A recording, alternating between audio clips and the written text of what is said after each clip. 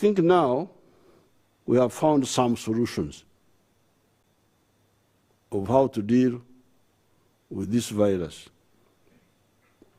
The following are the solutions in addition to some of the preventive measures we have been taking.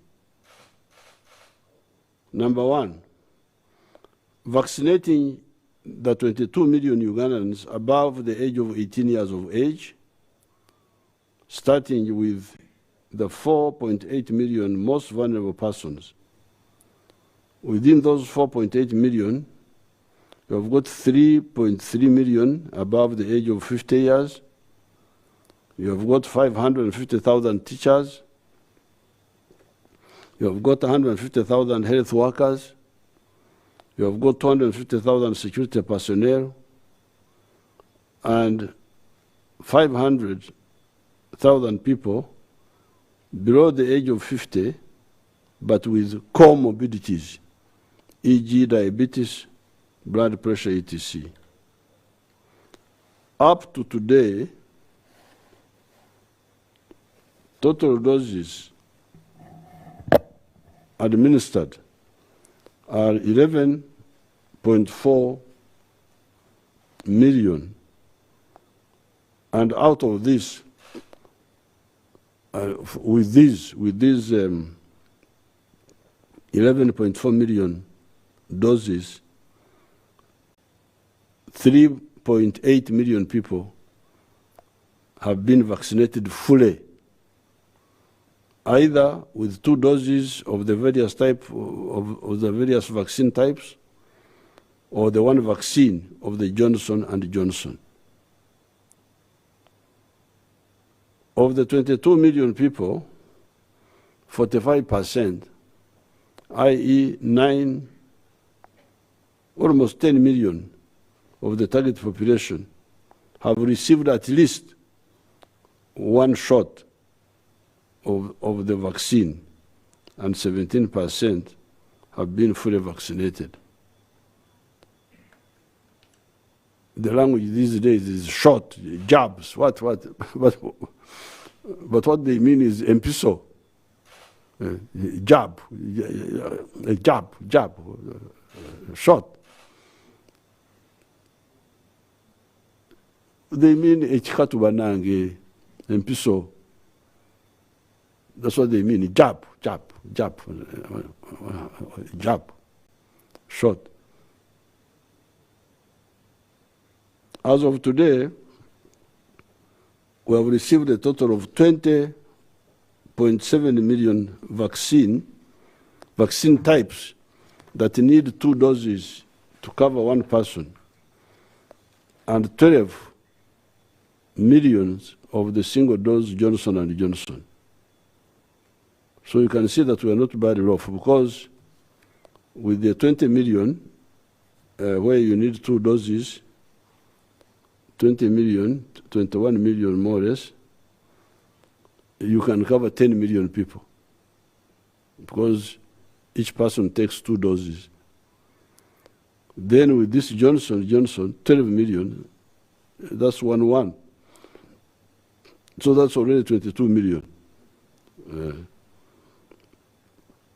This means that we have already used 21 million doses, and what we have but have not used have the capacity to vaccinate 8.5 millions of people, or to cover 6.1 million people due to the second dose.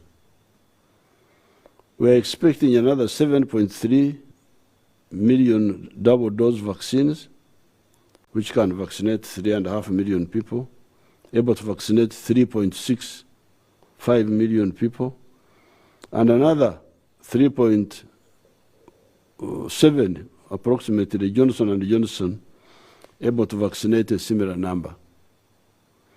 Therefore, all the Ugandans above 18 years of age, go out and be vaccinated. Empiso kati weziri, mugende babageme. ebikatu biriho mugende babasirike okusirika.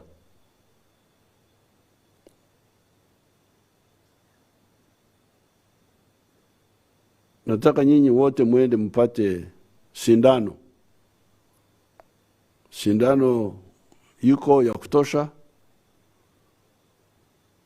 Kila mmoja natakiwa aende apate sindano ya kuzuia ugonjwa huu. So, the first solution is vaccination. Because you remember when the corona started, our solution was to run away. Okuduka. Now, our solution is no longer to just run, but one of the solutions is vaccination for the 22 million people who are above the age of 18. Number two, in order to ensure safety against corona, the scientists have now recommended a booster dose for those above the age of 50 years. These are 3.3 million. Therefore, the 50 years old plus persons that have already received 2 doses come out again for the booster dose. I will soon be going out for mine. And Mama here, we shall be there for the booster. Because they are saying we need the booster now. Okusesamu ndoza kyebandiyise mu ndimi zaffe. Okusesamu okwenegyeza. Ng'ekikatu nikyenda okwenegyeza. When the fire is about to go down, then you stock it. Number 3, those who get suspicious signs of a runny nose, headache, tiredness, which could be mild to severe, sneezing, scratchy or sore throat, muscle aches, quickly report to the nearest health facility so that you get treatment. Using some drugs that boost immunity and that control fever, anti-inflammatory drugs, antipyretic like Panadol, those that also control inflammation. Some have antiviral capacity, and some have antibiotic capacity. The patients will recover. If you use a combination of these drugs, the patient will recover. Early diagnosis and treatment is therefore crucial, but for you to recover, you need early diagnosis and treatment. Why? Late diagnosis and treatment may suppress the virus. However, the virus will have damaged your internal organs, such as lungs, heart, pancreas, brain even, and nerves. So the virus may go, but it will go when it has already knocked out many of your internal, very crucial organs. The virus will go, but the patient may not survive because the internal organs would have been irreparably damaged. I have had a number of cases who have died like that. I have some people whom I know. Number 4, Ugandan scientists and the community, the latter through their ancient knowledge of the environment, have discovered substances that seem to cure corona and other viral diseases. I have interviewed many patients that have been cured, that say they have been cured. Dr. Ogwang is now trying out the medicine in a clinical setting. We have told Dr. Ogwang, please take these patients in a hospital where all doctors are, and they monitor how the substance has handled the disease and the patients.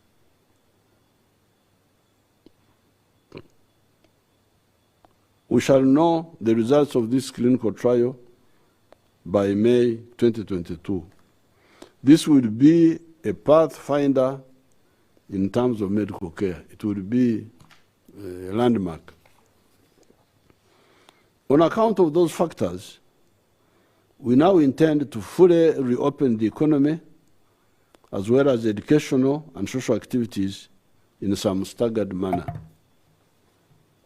We shall therefore take the following measures as indicated below. Number one, the transport sector, which has been operating at 50%, will be opened fully, but with the necessary SOPs, such as the wearing of masks, tuyingiranga mmotoka y'abantu bonna tuyambadde akantu kano akashankara, nze ngikaita akashankara, wo mu Luganda bakaita batya?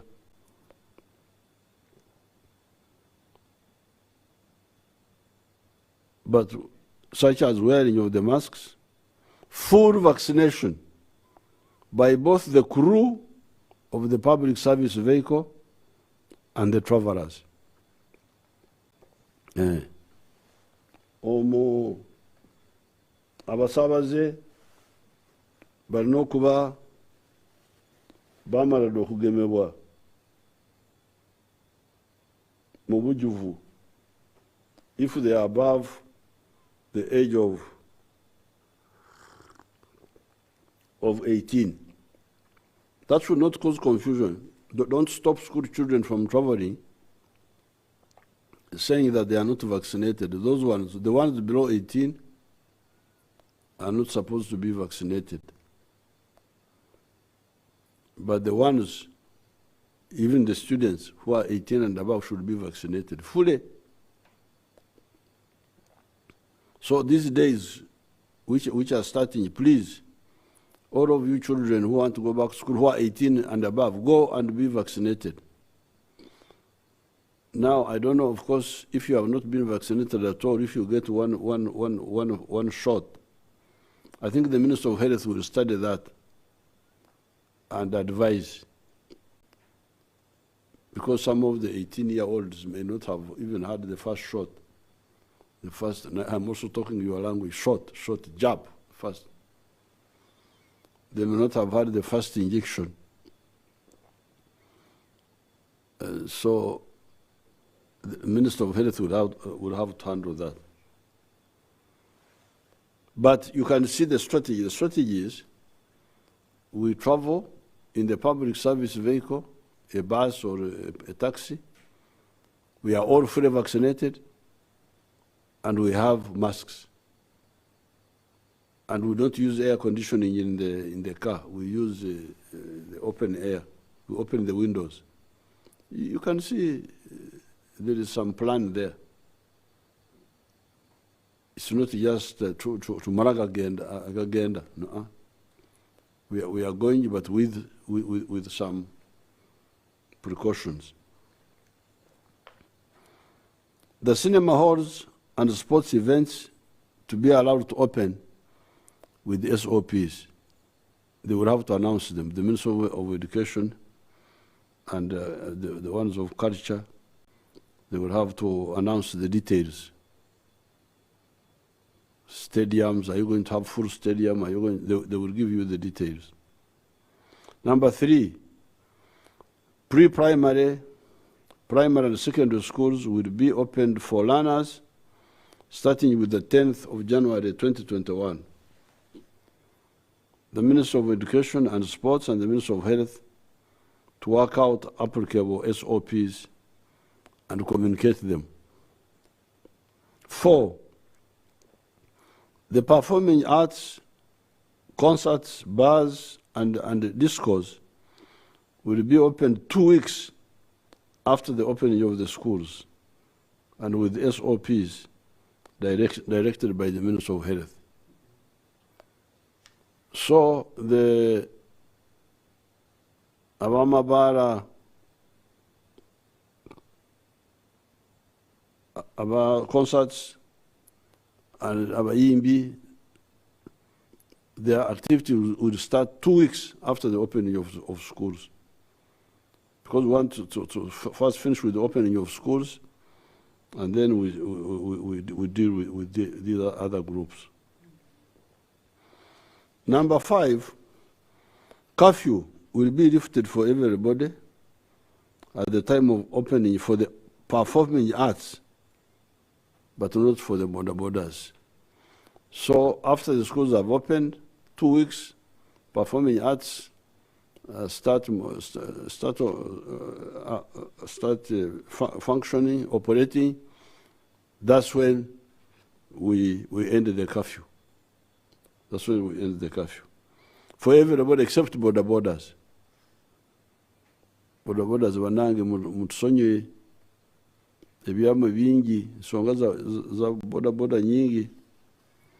The borders will continue to observe the curfew hours of 1900 hours, that is 7 o'clock to 5:30 hours. Shaha imwe y'ekiro to shaha 11 z'ekiro. You know the Europeans, they call night, they call it morning.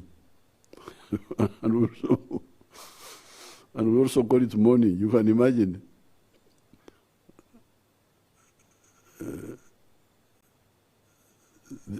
The sawa mukaga w'ekiro abazungu bagamba nti kumacha naffe nitugendera awo nti kumacha.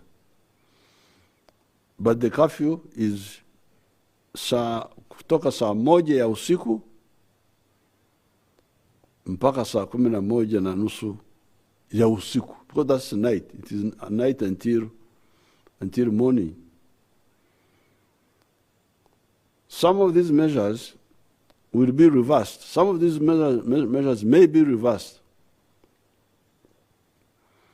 If COVID-19 high dependence and intensive care units bed occupancy exceeds 50%, and if the daily rate of the hospitalization for severely and critically ill patients is sustained at 30 per day for 5 days in 2 or more COVID treatment units. This is the advice from my scientists, that if we see that what they call the ICU, intensive care beds, units, beds, if we see they are occupied and the high dependency, which is another, not as severe but serious, if we find that patients are feeling 50%, then we may have to do something about some of the measures, especially the transport ones and so on. And our friends, the bar people, and other groups. The intensive care unit, ICU beds in government hospitals are 187. And the HDU, high dependency units, beds are 475. The total coronavirus beds are 3,100. Recently, they have been empty because we have not been having cases. The Ministries of Education and Sports, Health and Transport and Works will give detailed plans for their opening of the respective sectors. To take one example, when all the learners were made to travel on the same day There was a lot of congestion in the bus parks and the car parks. It may be wiser to start with S1 to S3 for some days and then the rest later. The ministry will give detailed guidance, and so will the other ministries for the other sectors. I need, however, to add that you as a person, Gwengo Muntu, you should be answerable also for the safety of your life. Don't think that it's the government to keep saying, oh, don't be sick, don't die. No. This cannot go on. We must take personal responsibility for our safety, for our health. If, for instance, you are among the elderly, why do you travel? Why not stay at home? Why do you have to go to the bars, even if they are open? Even church and mosque attendances. I have never been convinced that God is only in the churches or mosques. Pray at home. Ruhanga, aliyo myanya yona. That's what I learned in the catechism in 1957. God is omnipresent, omniscient, and omnipotent. Omnipresent means he's everywhere. I didn't go to church, my mom and myself didn't go to church on Christmas. We stayed here. Our church is near here, but we said, this is not... the book of Ecclesiastes says there is time for everything. There is time for everything. This is really a time for avoiding congregating if you can. Although we are opening the economy and the social activities as pointed out above, you should be alerted that the new corona variant, the Omicron, is spreading very fast. The new corona cases per day are now on average 1,250 instead of 69 per day when we had controlled the virus in the month of October 2021. So when we test now, 1,250 are found sick every day instead of the 69, which was the case per day in October when we had controlled the virus. Previously, we had some days when there were no reported corona deaths, such as on the 11th and the 12th of December 2021. However, recently, I have started seeing reports of death caused by corona per day, such as 6 deaths on the 27th of December 2021. Therefore, as I said above, be responsible for your life. Here in the State House group, on account of laxity, we had recently so many cases. In the inner circle of my workers, not less than 5 were found positive with corona on the 27th of December 2021. That is why we had to postpone the meeting of the Secretary Generals of the political parties. Mama Janet and myself had to have yet another corona test. Fortunately, we were negative. Why? Possibly because our workers, while they may be lax, while away from our presence, in our presence, they observe SOPs, masks, sanitizers, etc. I think that's why. This is not the first time. This is like the fifth time. Even during the campaign, my workers will go and get infected, in spite of telling them and what. And then they come just near us, but somehow we don't get infected. It must be, that's why I'm thinking that it may be because of while here, even when they already have the virus, because of the measures they take, the mask, that's how I think we get protected.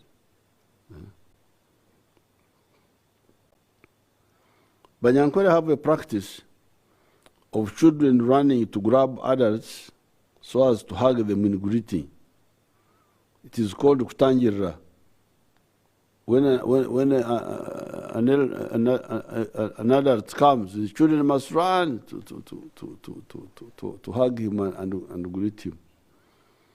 Since the corona outbreak, I stopped our grandchildren from doing this. Judges, although you are vaccinated fully, even with a booster, let the Bazukuru keep a safe distance from you when they come back from school. Because now the children are going to go to school and come back. So how will they relate with the judges and the parents at home?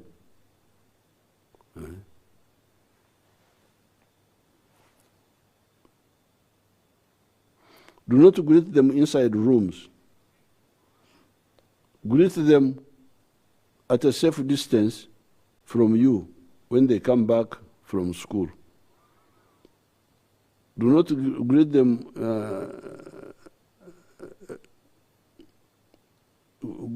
at a safe distance outside in the compound, with the wind blowing from you to them and not the other way. Don't have these children crowding with you inside the room. No. Greet them outside. And be sure that the wind is, see the wind, where the wind is coming from, and the children are where the wind is going and you where the wind is coming from. Inside the house, do not mix. I hope the house has a ceiling so that air from the other room does not flow into the other rooms. If it is difficult to manage, take Jaja to where he or she can be alone with one helper. A combination of vaccination, possibly Covidex, the other anti-corona drugs such as azithromycin and amoxicillin, the SOPs, and good nutrition, e.g. vitamins such as vitamin C, which works best with zinc, will enable us to sustain our victory against the disease. The other calamities that afflicted us starting last year, 2020, were defeated or tamed. The locusts were defeated totally without causing any damage. The floating islands were removed by the engineers from the Ministry of Works and UPDF. People running away from the landslides and the rising waters of the lakes were given relief and are being resettled. Then we had the problem of crime and terrorism, and in fact, both combined. Bijambia operators killed 26 people in the Masaka area. 21 suspects connected to those Bijambias have been arrested and are now in the courts of law. Other isolated crimes were quickly dealt with. These include the killing of the NRM chairman of Ntoroko and the killings in the Mbara area. All suspects have been arrested and are in the courts of law. The ADF terrorists had kept quiet since the arrest of Jamil Mukuru now in Ruzira. However, in June this year, characteristic to their shallow miscalculation, on the orders of their leaders who had made parts of Eastern Congo an area of their control, tried to assassinate General Katumba Wamala. Katumba survived, but his daughter and driver were killed. This was the ADF's greatest mistake. They did not know that since my 2018 12 points anti-crime plan, we had partially upgraded our anti-crime infrastructure. With patient analysis, the police identified some of the criminals. We started arresting them, and those who tried to fight during arrest were killed. Up to now, inside Uganda, a total of 12 of these criminals have been killed, and a total of 113 have been arrested, and many of them are in the courts of law. As we were hunting them and arresting them, in their foolishness, they sent a group to Pader to plant a bomb during the burial of Lieutenant General Lokech, apparently because Lokech had devotedly hunted them after the attack on Katumba. More of them, thus exposing themselves, were arrested and some were killed.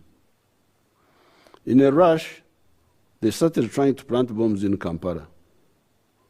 With the police hotly in pursuit, they planted a bomb at Komamboga among the pork eaters, another one in the bus, and the two on the 16th of November, 2021, one at the CPS and another one at Parliament Avenue. A total of 5 Ugandans were killed in these bombs without counting the 3 bombers who were blown up by their own bombs. On account of the partially improved anti-crime infrastructure, the police knows almost everybody that is involved in these crimes, whether inside Uganda, on the run, or in hiding, or abroad. We know them. We now know all these people. We have their identity. Their headquarters definitely has been in Eastern Congo for more than 20 years. It is a syndicate of crime circled by the absence of government authority in some parts of Congo.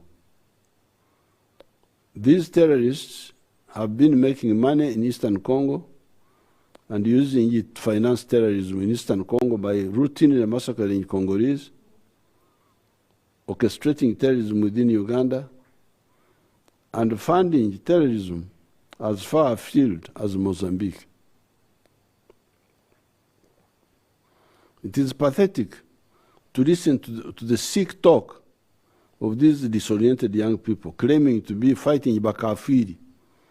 By Bakafiri, they mean us, Ugandans, in order to make Uganda a country governed by Sharia law. At the right time, we shall publicize this information so that Ugandans can see the tragedy of Africa. We had, of course, met before such sick-minded, confused people in Somalia and on the border with Sudan, Kaya, and shown those groups how the people they call Bakafiri can defend the land of their ancestors, Africa. I'm Yoweri Museveni, son of Amos Kaguta, grandson of Kaguma Kanyinanchu and Rubaraza, etc. of the Basita clan, of the Bagahe cluster of clans, and part of what is now Uganda is the land of my ancestry, and no foreigner or foreign agent will ever take this land from the indigenous people of Uganda. So those who like to go and be like foreigners, you know that this land has got its owners. We are here. Hii ni nchi yetu, sio nchi ya Waarabu, sio nchi ya Wazungu, ni nchi yetu. So if you want to be a stooge or whatever you want to be, that's your business. Yes, since the 1840s, foreign religions, starting with Islam, started coming to our area, this part of the Great Lakes. The Protestants came in 1877 and the Roman Catholics in 1879. Immediately, those foreigners and their agents started those unhealthy rivalries. Instead of faithfully preaching the core and the good messages of those religions, such as love God with all your might and love your neighbor as you love yourself, as it says in the book of Matthew chapter 22, verse 39. And how can you say you love God whom you have never seen, but you hate your neighbor? In the book of 1 John chapter 4, verse 20. Instead of doing that, instead of preaching that wonderful message, that's a very good message, by 1890, these confused actors had divided Ugandans into three groups. Bafaransa, one group were called Bafaransa, meaning Frenchmen, and these were the Catholics. Bafaransa, these people were calling themselves Bafaransa. Second group, Baingereza, Englishmen for Protestants. And then the Mohammedans, the Muslims. Vicious armed wars were fought among these groups for much of the 1890s. Read the books of Bishop Tucker, Captain Lugard, Colonel Colville, and others, and see the tragedy that was being played out among our people by these confused actors claiming to be working for God. Of course, the original mistake was the failure of our own people, Mwanga, Apollo Kagwa, Ntare, Mbaguta, Kawarega, etc., who failed to unite and chase these confused actors. Anyway, this unhealthy rivalry and principled conflicts went on up to the time of independence and beyond. It is the NRM that came to challenge them.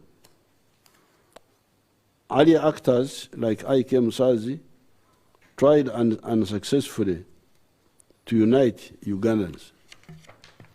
We are glad that the Ugandans listened to our message and rallied to the standard of the NRM for the last 43 years, starting with 1978, during the Anti-Amin War, when we were recruiting youth in Karagwe and Western Uganda, up to today, uniting around the principles of patriotism, love Uganda, Moyogwa Uganda, love Africa, Pan-Africanism, Moyogwa Africa, socio-economic transformation, building a first world society away from the pre-capitalist society we inherited in 1986, and democracy, which means government by the people, for the people, and of the people. As a consequence of this unity, the economy has grown, the infrastructure has expanded, the population has increased, more people are educated, the children are dying less, people are living longer, some families are richer, everybody has got a telephone or more in his pocket, etc., etc. It is this unity, partial prosperity, and general progress that these confused parasites are fighting. Such groups working for or with foreigners or taking advantage of some situations are sowing mayhem in the different parts of Africa, in Mali, Niger, Burkina Faso, Nigeria, Central African Republic, Chad, DRC, Mozambique, Somalia, etc. This is the context in which the criminal acts of the ADF terrorists find themselves in Eastern Congo and their acts in Uganda. What these traitors forget is that the African Revolution, led by new actors, patriots, and not the traditional chiefs that failed to guarantee our independence from the imperialists, has been in motion since 1912, when the African National Congress of South Africa was founded in the town of Bloemfontein of South Africa. By the 1950s and 1960s, the African resistance had created additional chapters for the first one, to the first one of the ANC in South Africa. We should, of course, not forget the Afro-American chapter, led by people like Du Bois and Marcus Garvey, who started the idea of Pan-Africanism, of Pan-African movement. By the 1950s and 1960s, the different chapters of the African resistance were being led by people like Nkrumah, Nyerere, Kaunda, Kenyatta, Sékou Touré, Modibo Keïta, Ben Bella, Gamal Abdel Nasser, etc. The Pan-African movement, being part of the global anti-colonial movement, caused the clever imperialists to peacefully withdraw from Africa by granting independence to 36 African states by 1963, when the newly independent African countries met in Addis Ababa to form the Organization of African Unity. The unclever imperialists, such as the Portuguese, Ian Smith, and the South African Boers, thought that they could block the march of African freedom. The various chapters of African Patriots moved the Organization of African Unity to declare that if the remaining imperialists did not go peacefully, they would be defeated militarily. The arrogant imperialists thought that this was mere African hot air. By 1993, however, all the imperialists in Africa had been defeated by the coordinated actions of the African freedom fighters in the respective African colonies, Mozambique, Guinea-Bissau, Angola, Sao Tome and Principe, Zimbabwe, which they were calling Rhodesia, Namibia, and South Africa, plus the different chapters of the Patriots and Pan-Africanists in some of the independent African countries, plus the socialist countries of the USSR, China, and Cuba, etc., and plus the progressive forces in the West, e.g. Sweden, Norway, Finland, as well as some individuals, such as Lord Fenner Brockway of the UK, the Labour Party, Sir Dingo Foot, etc. Even people like Margaret Thatcher played a positive role toward the end, as did President Jimmy Carter in the Angola crisis of 1976. This shows that once the different chapters of the African Patriots cooperate and coordinate, there is no force that can defeat us on the African continent. Therefore, all and sundry should know that once the chapters of the African resistance coordinate, there is no security or defense problem they cannot solve. The recent coordination between the government of the DRC Congo and Uganda is such an example. Starting on the 30th of November, the Uganda People's Defense Forces launched a devastating attack on the long-established camps of the ADF terrorists. Many of these terrorists were killed. Then, after repairing the Busunga-Semliki Bridge Road, the UDF advanced to Semliki Bridge Camp. Out of the Semliki camp, the UPDF advanced in the forest to the terrorist Kambi Ajua. I don't know whether it is Kambi Ajua or Kambi Ayua. For me, I call it Kambi Ajua, which they occupied after light resistance. In all these operations, UPDF did not lose a single soldier by enemy action.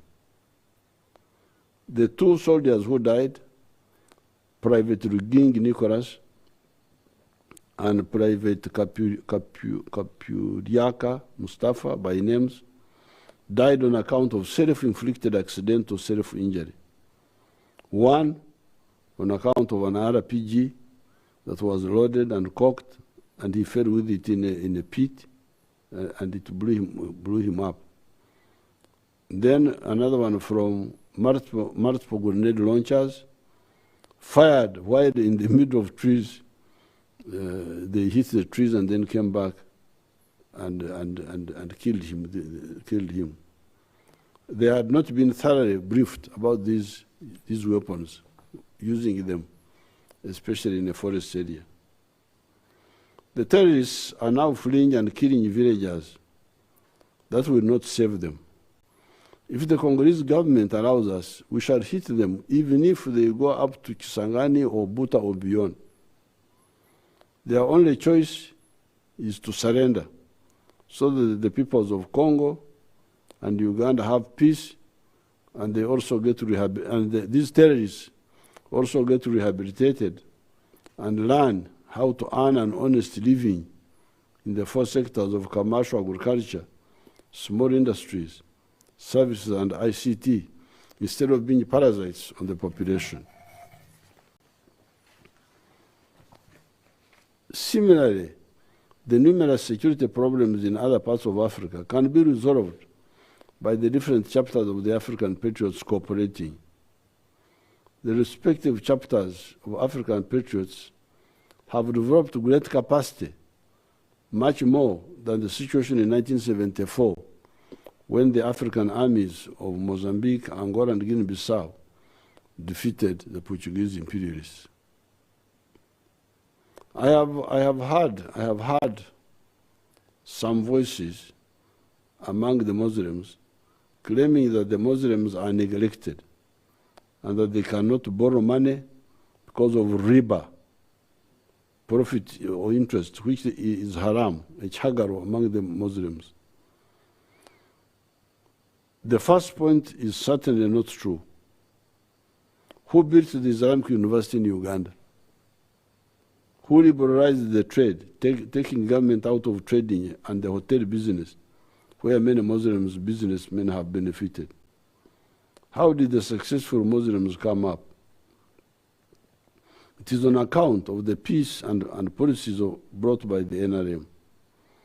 The story of riba is only half of the story. Yes, Islamic banking has been legalized but not yet operationalized. However, many of the pro-poor government programs are not loans, but grants. Government of we. Operation Wealth Creation distribution of free seedlings. My Nachobe skilling programs and grants for capital for shoemaking, tailoring, weaving, etc., managed by my Muslim daughter Farida Mayanja, are not loans, but grants. Where is the riba in there? I have checked on my XOSI programs of Narwanga, and I have found that quite a number of Muslims in the Kajumiro area benefited from my grants of seedlings, of goats, maybe not pigs, because the Muslims don't want pigs, heifers, etc. The problem is that some of the spiritual, cultural, and political leaders do not advise their followers to listen to the NRM message of wealth creation and socio-economic transformation. I have not heard many political, spiritual, cultural leaders, etc., supporting my policy of free education for the children of the poor. I'm always shouting, but I do not hear many taking up this struggle. Is free education riba? The economy of Uganda grew last year at the rate of 3.4% and at the rate of 3.8% this financial year, the corona restrictions notwithstanding. The greatest point to remember is to end the phenomenon of abakorere cheda kyonka, subsistence farming, production, only working for the stomach. Since the 1960s, we have been fighting this phenomenon. By 2013, a whole 68% of the homesteads of Uganda were abakorere Kidakyonka, teach me Ichikeken. I must salute the operational creation officers that on my orders intervened in distributing inputs of coffee, tea, fruits, etc. UBOS has now said that the homesteads of the Abakorere Kidakyonka are now only 39%. This is the first time in all human history when the majority of Ugandans have joined the money economy. I decided to remove the operational creation from the distribution of seedlings, this success notwithstanding. Why? Number one, some of the commanders had gone into the business of having beds for seedlings. They had become businessmen on personal basis in an effort in which they were supposed to be neutral. Number two, it was becoming unwise for our soldiers to be involved in the distribution of items of government support to the wananchi. Arguments about favoritism were becoming ubiquitous. Bega Beraboka was becoming a frequent complaint in public meetings, meaning that our soldiers were either were giving themselves the items, or they were giving their relatives. Number three, the soldiers would sometimes take the seedlings, dump them at the Gomborola sub-county, and leave them there, not bothering whether they will be planted in gardens or left to dry and be lost. In order to remove these areas of misunderstandings, we decided to put the total responsibility in the hands of the stakeholders, the beneficiaries, through the parish development model. The government money will be sent to their circles, and they will buy seedlings or whatever they want to buy, provided it is on the list of the recommended crops that are high value and have a market within Uganda, within the region, within Africa, or in the world. We have opted for the owner-controlled formula instead of the program being controlled by public servants, whether soldiers or not. This parish development model is for the former 68% of the homesteads, i.e. the 29 Abazukufu, these ones who have just come from sleep, and the 39% who are still sleeping. With the 32% of the population that were already in the money economy by 2013, we urge them to be more industrial in agriculture, mining, etc., and also do more value addition. Take with the cattle keepers, who semi-modernized by adopting the dairy industry, where milk was commercialized instead of Okorere Kidakyonka, as we had done for centuries, and adopting the exotic breeds of Frisians, etc. This has helped and changed the area completely, this area of where I am, this Nyabsho's area. The other day, Mama Janet and myself, we are going to the National Task Force on Corona meeting at a nearby primary school, and saw a large number of cars at the home. It was a marriage or something. Since our campaign of 1966, the former nomads had joined the money economy, and all the cars we saw were theirs. However, they would be much richer if they abandoned the free-range method of Kusetura to zero grazing. With zero grazing, using planted grass that is cut and fed to the cattle in the shade, 1 acre would support 8 Frisian cattle per year. Hence, a square mile will support 5,120 Frisian cattle. With the present free range, you need 3 acres per adult cow in a year. Therefore, a square mile will only support 200 cattle well. This is wastage, it is underutilization of the land, and stunting our economic growth. Bananas are another example of the need to modernize in order to stop the underutilization of the land we have. The average yield per hectare of bananas is between 5 to 10 tons per year in the villages. Dr. Muranga, however, at Nyaruzinga, she harvests 53 tons per hectare. They say that in Brazil, they have gone up to 80 tons per hectare of bananas.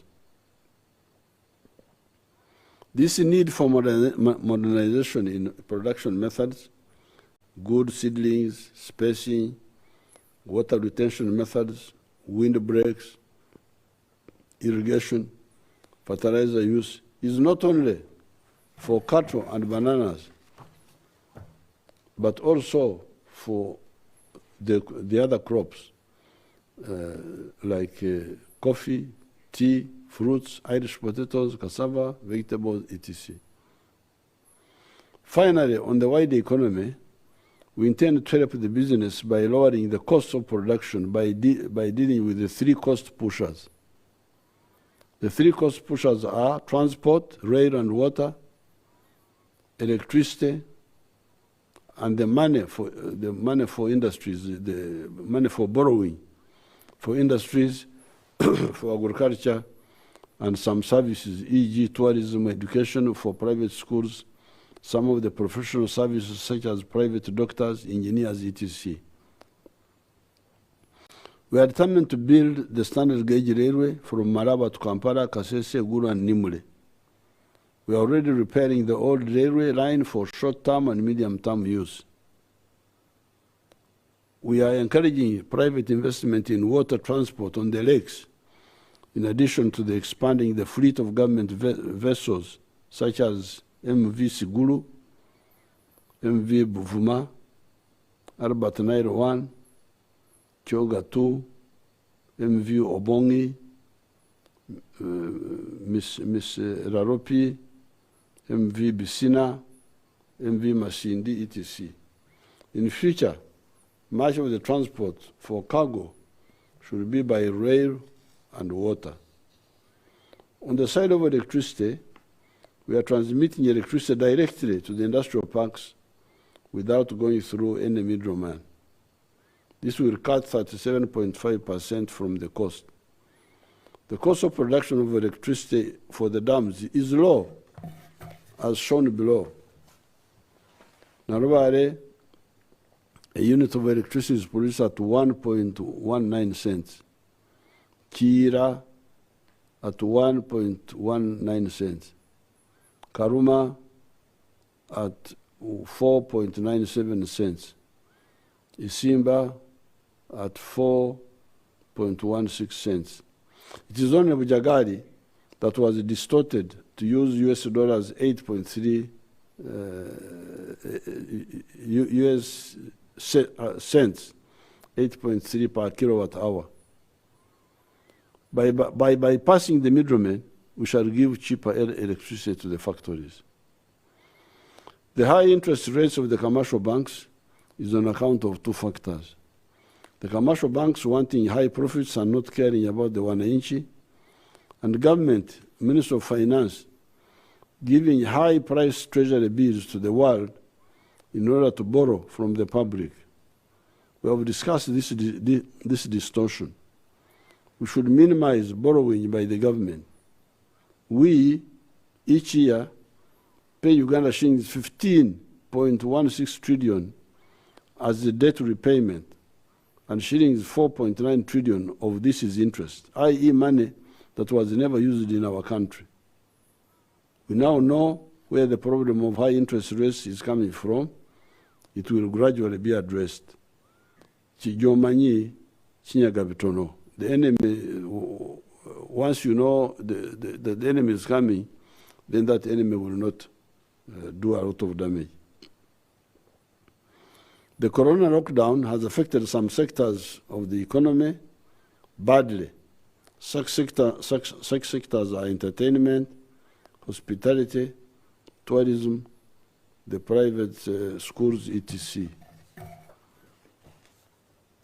With the opening of the economy, the two sources of the support for such sectors are the parish development model, in case some of the actors want to go back to the villages and to use their land commercially, or a myoga. The 18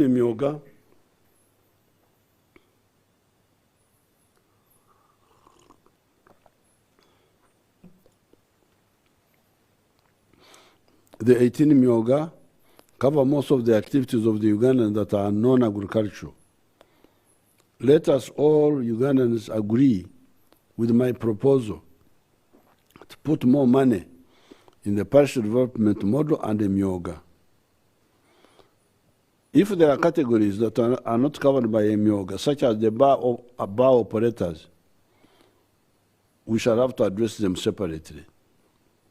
Minister of Finance will work on that group. I cannot end this address without highlighting for the Ugandans the little comedy that was played out recently when we had by-elections in different parts of Uganda for some local government positions on the 16th of December, 2021. Was it comedy or tragedy? The positions for the by-elections in the whole country were 827. Some were LC, there was one LC 5, there were also some LC 3s, some municipality seats, councillors, etc. The NRM won 392 of them unopposed, with where the NRM had to compete with other parties, plus the unopposed. The NRM won as shown here below as compared to the other parties. Out of the 827, I think, NRM got 678. Independents got 103.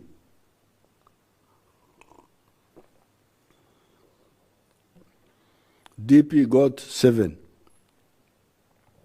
UPC 7, NUP 13, FDC 19. The NRM's direct share of win was therefore 82%.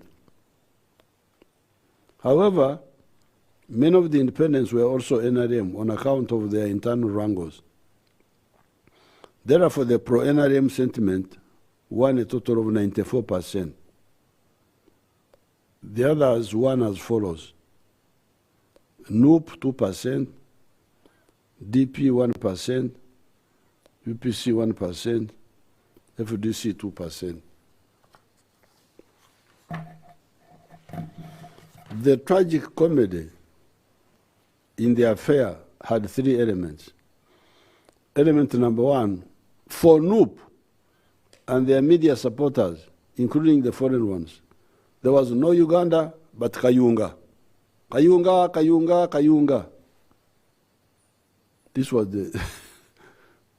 the positions were 827, but Kayunga, Kayunga, Kayunga.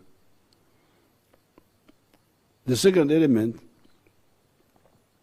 was our young people in the persons of Nakwede, Zake,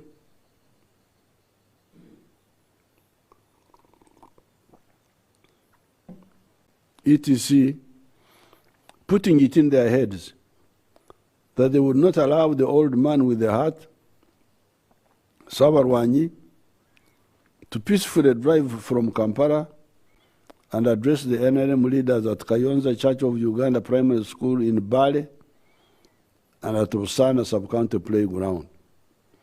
Of course, the police could not allow that. Hence, there were some skirmishes. This is exactly what NUP did in the general elections in some areas, and what they were planning to do in the whole country if we had not deployed a considerable portion of the UPDF to crush that conspiracy. The idea is to create fear so that the massive supporters of the NRM do not come out to vote. You remember Arua, where they even stoned my car? And Bobi Wine was driving a grader, tinga-tinga, into my convoy. This is self-deception. It cannot work in Uganda. I have given in writing guidelines to the armed forces to firmly and professionally ensure law and order and discipline in our society. I hereby direct our media unit to publicize these guidelines so that the public is also informed and can knowledgeably audit